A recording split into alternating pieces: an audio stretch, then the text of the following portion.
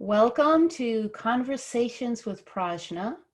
And these conversations are about embodied, deep knowing, conversations speaking from the heart. And today I have a very heartfelt guest with me, Nicole Beasley, and very much looking forward to this conversation. Nicole is somebody that I haven't known for too long, but there's a sense of knowing her for quite some time. I think she found me through reading my book. Yes. And and then reached out through my website. Mm-hmm. So I'm gonna read your bio so Great. people can get a little bit of a feeling about your professional life, and then we'll go in and speak about your real life. So Nicole Beasley grew up in Central California in the Valley. She attended Stanford University as an undergraduate, and then the University of California at Berkeley for graduate school, where she earned her master's and her doctorate in clinical psychology. She has practiced as a licensed psychologist since 2003 in a wide variety of settings, such as hospitals, community mental health centers, prisons, schools, and now private practice. Her work with clients is spirited, heavily influenced by her meditation practice and her own deepening experience of presence. Mm-hmm. So just in reading that, we have many things in common. Mm-hmm. Yes, we do. Yeah.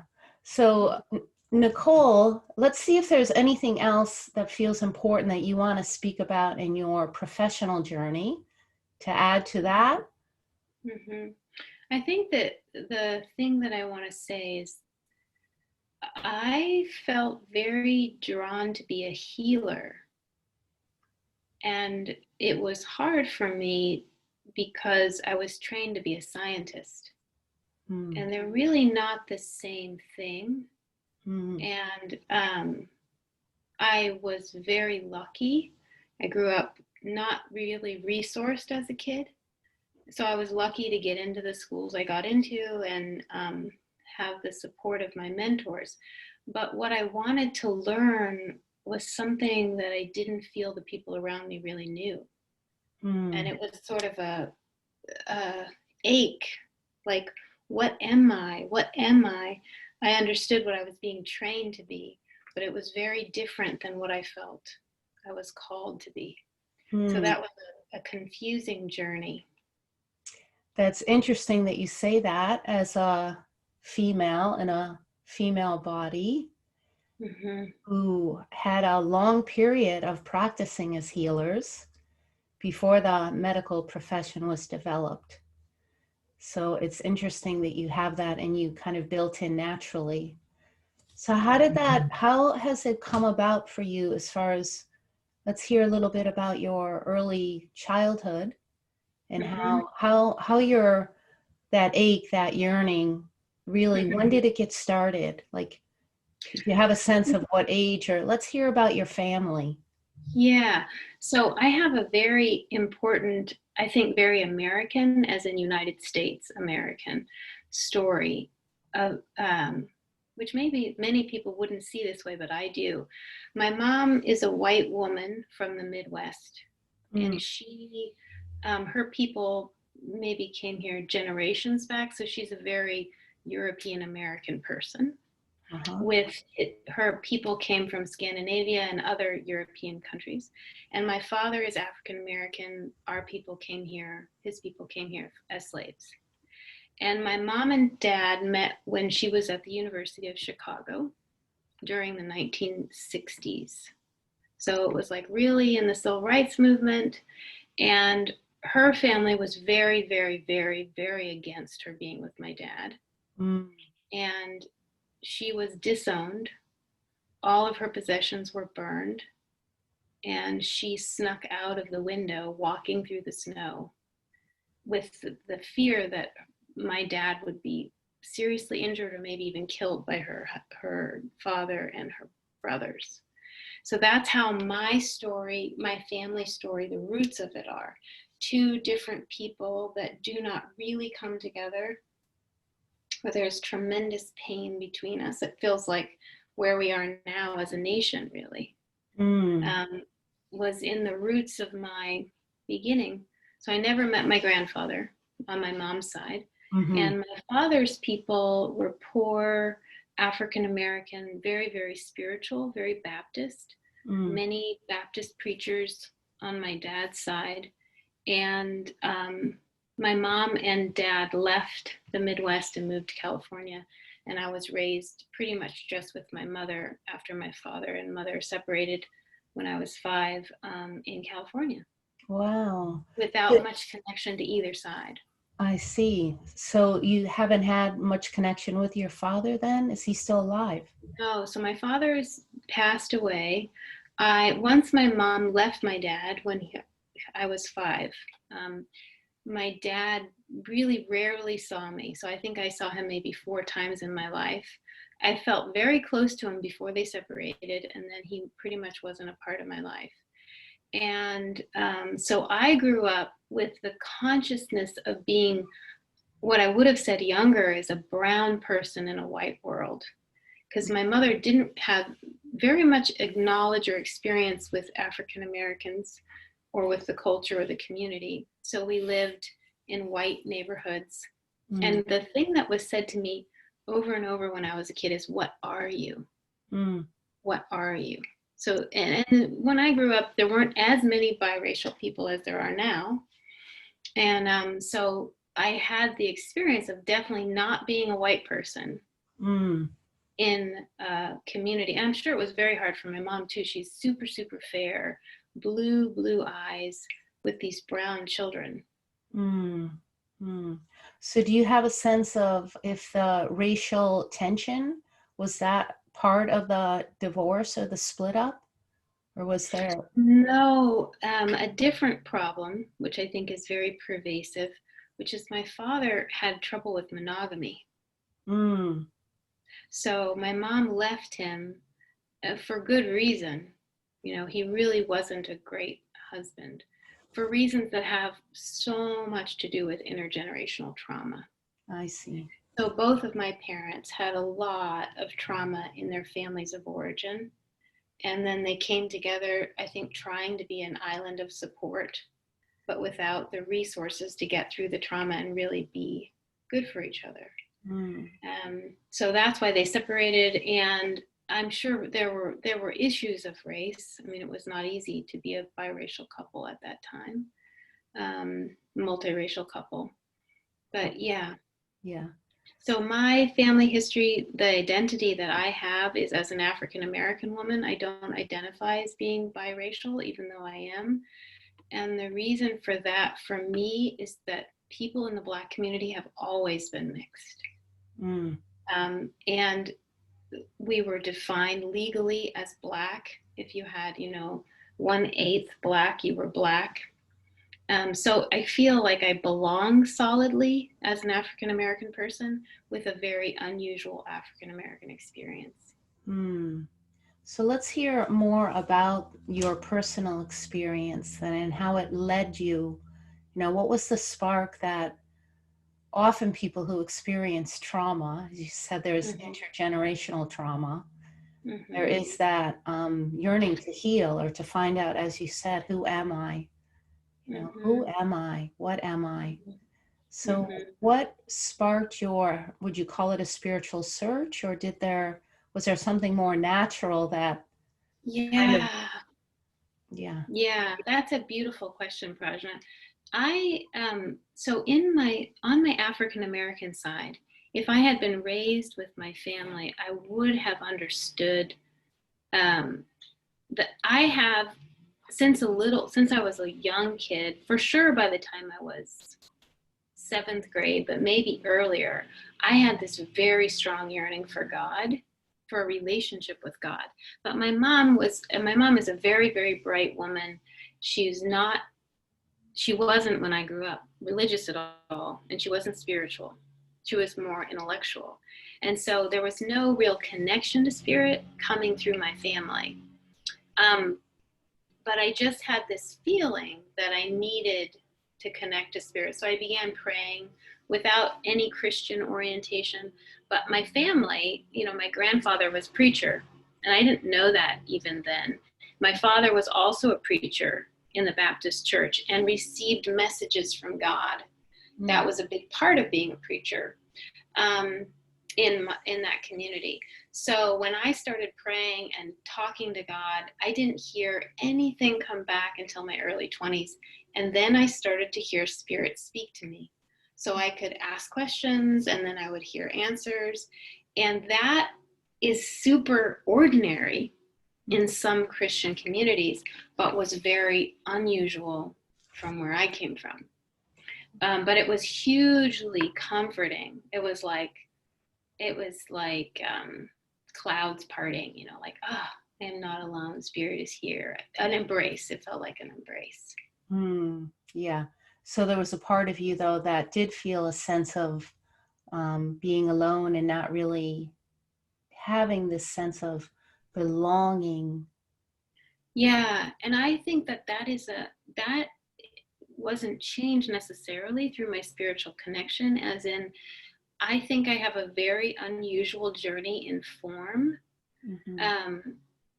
being between worlds that don't really talk to each other, don't really get each other in some ways.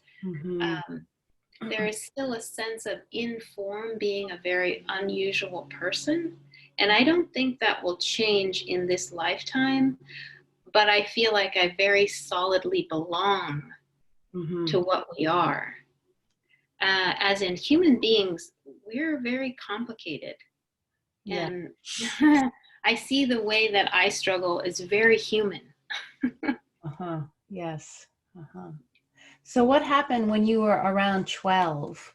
Where is this when so you said the answers didn't start to come back until you were in my early 20s. In your 20s. Yeah. I think it was after reading maybe Emmanuel or something, where there was a conversation and then spirit was speaking. It didn't occur to me really to write down questions and wait for answers until after I had read a book. It might have been Conversations with God, or it might have been Emmanuel. I'm not sure. But once it occurred to me to write down what I wanted God to answer, it just started to flow. So when I was 12, what happened to begin the prayer? It was hard to become an adolescent. Very hard. What was going on? Developing sexuality and boys and being objectified. Yes. Objectifying myself. That was a huge stretch, and there was a lot of fear in that. How to carry myself in a sacred way when that really wasn't in my consciousness. I was very alone as a kid in a lot of important ways. So I think it was a time when I needed spirit to kind of hold me up and care for me. Yes. Did you have siblings? I have two brothers, one older brother and one younger brother. For complicated reasons, especially since we're talking about the womb, my mother had a lot of ideas about sexuality that were very harmful to her and harmful to me. So she had ideas like if a girl shouldn't evoke certain feelings, like I'm responsible for a male person's feelings. If he feels sexually aroused, I somehow am bringing it on, or I have to be careful about the way I dress, or else, that kind of thing. That weren't really sacred, and I'm sure she doesn't have them now. But she was frightened, and she kind of passed on some ideas that weren't very liberating. Would you say that in her history, or even with your father, was there a history of sexual violation that maybe had something to do with those kinds of precautions? Yes. Yeah. So I'll be careful not to speak too much about her history. But yeah, sexual violation is something that is absolutely a factor. And yeah, I think that women in my family know at a visceral level that it is not safe to be female. And I think my mom wasn't as privileged as I am. I've had so much support and help in learning how to reclaim my sexuality and my sensuality for myself, and disidentify with narratives that say I'm responsible for any hard thing that happens to me. Yeah. Yeah. But So I really, go ahead. Go ahead. I had heard about how, you had spoken in the introduction about the womb, about how you'd had that experience of feeling ayahuasca help you ground down through the root and connected to this vast, what I took as body of wisdom and support of the feminine, Yes. or the sensual. And I think that really embodying freedom as a woman and as a Black person, is it just, or a transgendered person, there's so much to reclaim and so much conditioned mind to get free of. Yes. And I'm wondering if this is part of the curiosity of the exploration. Is this something that is natural to woman to embody her womb when there isn't violation, and just the wondering for certain cultures where there wasn't a dominant culture, and the women healers that later became called witches, and there were the hangings and the healers, the women who had brought their medicine just naturally, really expressing that feminine principle that is in all bodies, but freely did this for so long, and then it was suppressed, and so many things were suppressed, and not to trust your healing abilities, your power, your capacity to nurture, your capacity to be in your own body. So when I spoke about my experience, I spoke about the hospital scene that happened where my body was ignored, and in listening to my own body and the intelligence in this body, it knew what to do. And I felt that it wasn't listened to. My midwife was not able to come in, and it was very much a takeover. So something in me, I became cut off from and numb. But I do believe that was there already. But I went through a long period of feeling cut off from it, feeling frozen and numb, and the energy in my womb, in my sexuality, it went to sleep. It became dormant once again, and it was ayahuasca that opened that.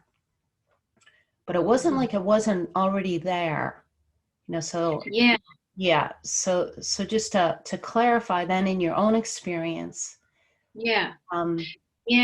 where are you in that journey as far as sense? I remember we've had some conversations before of just sensing and feeling in your own body, and in your work too, when you work with other people, how we can become so entrained into understanding things through the mind and conceptually.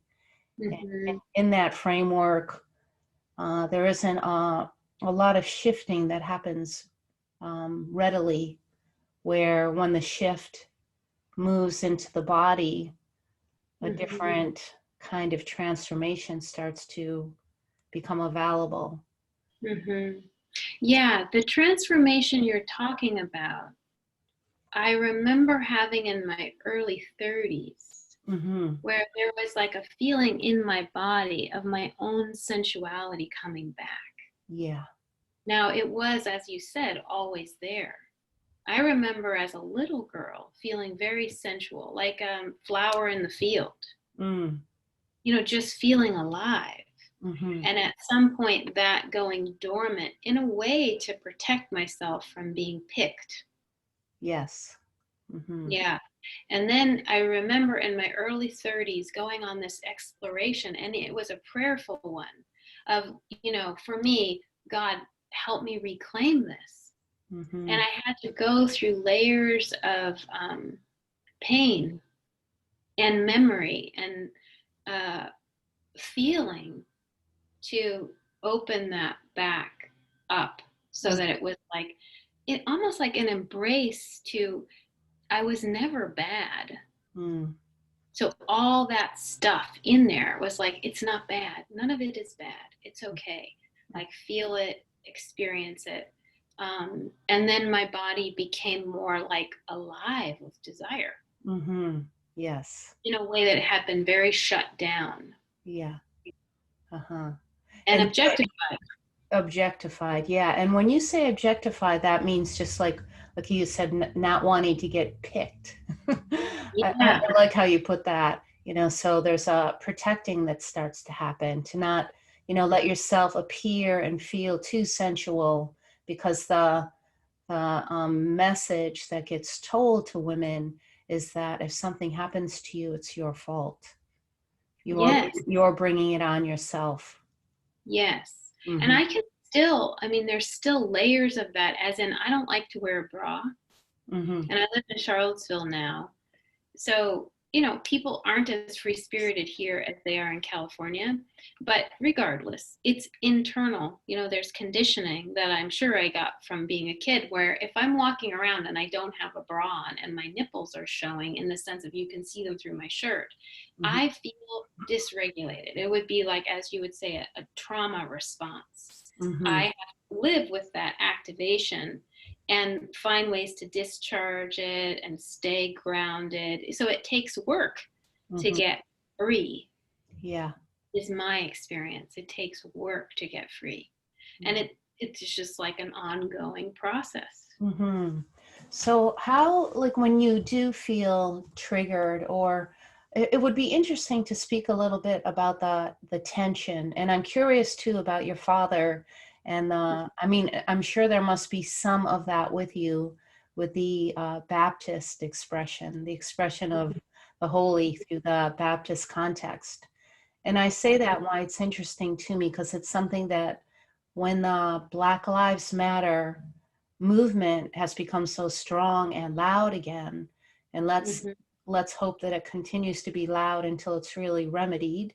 Mm-hmm. But for me, I was at Boston University. I was at the University of Martin Luther King. And Mm-hmm. so I went to seminary school, the theology school there, and I had many colleagues who were Black men and women. And for Mm-hmm. me, it was, for lack of a better word, I'll say a little bit awkward, because Mm-hmm. of my grooming in a very white family where the neighborhoods were segregated at that time. So I was born in the 50s, and there was still a lot going on the East Coast. So, Mm-hmm. so you were there. So the tension was much stronger there, and the Yeah. Ku Klux Klan was very active. And I remember being so dysregulated by that, like very confused and actually tormented, because I was one of those people that was called an end lover, because Mm-hmm. I had Black friends, and I didn't really at that time, it wasn't conditioned into me that somehow Black people and white people are different. I Mm-hmm. never got that. It was taught to me, and it was taught to me through I just have to breathe for a minute, because every time I even tell this story, when this movement became so strong again, it really touches me, because there's some wounding that I was witness to, and I was also subject to, that Mm-hmm. I was able to move away from that in my own journey, and go into protection for Mm-hmm. not having a resource and how Mm-hmm. to remedy that. So Mm-hmm. now, as it's alive so strong everywhere, more so on the East Coast, like probably closer to where you are. And, Mm-hmm. I just remember the awkwardness that I felt around my colleagues, because it was so ingrained in me that I was not to be in relationship. with people that were different than me.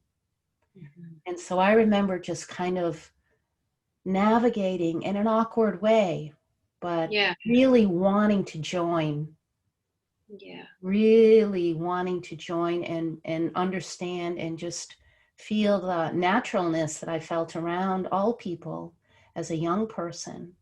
Mm-hmm. That somehow I was told and learned, but didn't quite believe that we're different. Mm-hmm. So it's just, I would love to hear from you how that might still live in you in the way of, Mm-hmm. like what I got from my colleagues at that time and that I love so much was the soulfulness that they brought into prayer, that they brought into the chapel, that when they had their, we always had to take turns preaching. I was never good at it. And I would be somewhat intimidated because, wow, these people, like, there's so much soul and so much love and so much passion and so much uncensored expression Mm-hmm. that I didn't feel with my white colleagues. There was more of a containment, Mm-hmm. more Yes. of more of a censoring, more of a modification of Mm-hmm. we have to get it a certain way. Yes. And I didn't feel that with my other colleagues. So Yeah. let's hear Yeah. it. I really understand what you're saying, and I think that my spirit was born into a brown body, into a white home, to navigate that very thing you're talking about. Because let's say I can jump to any example. Going to UC Berkeley, but being someone like spirit made me to be something more like a shaman than a psychologist. Mm-hmm. But I went to UC Berkeley, which is like a super, super research school. There were only 4 other colleagues that were admitted the same year I was. And they were well, that's not true. We had 7 in my class, which was unusual. But we were like supposed to become researchers. And Mm-hmm. being a researcher is a beautiful, beautiful journey, but it's very different than living spirit and being more like a healer, like letting spirit come through. And to me, that's like spirit's doing the work. I'm doing nothing other than staying out, learning to stay out of the way. That is like, for the Western mind, or you could say the male way of thinking, that's not documented by research. That's not real. It's not scientific. It's not valid. So I have on my journey gone again and again back to what I would say the man, Yeah. the place where it's like, can you make this make sense? Is this valid? Is this real? Versus the intuitive, the deep knowing, the surrendering into something that's way more vast Mm. than any conceptual idea. Mm-hmm. And to me, in my Black family, the idea of like relaxing the mind and then letting God's words pour out, speaking God, and trusting that that's real, it would like slam hard down into white culture. Like that's just not, that just is very different. Mm-hmm. Yes. So I feel like in this form, I've been bridging the gap, going to very, very linear places and saying this line actually doesn't meet the circle. Mm-hmm. Oh, I love that. We need to Yeah. shift this line into a circle, and having the faith that that is valid, that's beautiful, that's an offering. Mm. Not that the line isn't beautiful, but we need a circle. Yes. So where they intersect, Yeah, it, and I heard that in your Stanford story, like having gone to Stanford. I heard that you went into the hospital and it was a takeover. The line took over. mm-hmm. I was Mm-hmm. like, no, the circle has so much wisdom. Mm. Yes. And it seems like they really intersect at the heart. Yeah. Right here, you can even feel it in the body. Like Mm-hmm. when for myself, and you can say how this is for you, Mhm. But when somebody is speaking from direct experience, which can't get from a research study or you can't get from a textbook, but it's embodied, it comes from out of your life experience. It Mhm. really intersects at the heart, and it Mhm. engages the Mhm. fullness of the belly, of the womb. And you can feel when somebody is speaking and engaged from here because it touches. It Yeah. touches, and in that touching is the healing. The touching then is a medicine. And Mhm. that's what I hear from you, is that your calling was about medicine. Medicine for the heart, medicine for the body, medicine for how do we, intersect all of Mhm. these different bodies that were, entrained or conditioned or dominated or taken over to believe that they're somehow different. Some are more and some are less, and all Mhm. of this, or even to be an object rather than the subject of your experience. Mhm. So As it feels like your path has been really pulling you into, rather than objectifying as you can with knowledge and as we can with our own bodies, and we can, Mhm. and that happens all the time, but to really become the subject of your own experience. Mhm. Two things come to me when you say that. One is I definitely feel like I've been called to love the unlovable Mm. first through this form. Uh-huh. One thing I quickly saw being trained where I was is that most of my peers had never been to therapy. Therapy had already saved my life by the time I got into graduate school. Mm. But there was a sense of shame, as in, like, I am the client. Uh-huh. I'm not the person learning how to serve. I'm the one, as in, like, there was like a dichotomy, the ones who are well, the ones who are not. And I was always like, no, I'm on the other side of that line. I am the people who have been injured. I am the ones who come from this trauma history. Those people are my people. So when I worked with prisoners, I was like, you are my people. Mm. Mm-hmm. The people that the society says, that's a problem, those are my people. Mm. Yeah. And learning how to feel like we are so beautiful. Uh, Like, we are so beautiful. We, you, everyone here, mm. that ones that are outcasts are totally in the center. Mm. Love Mm. has been a tremendously beautiful and hard path.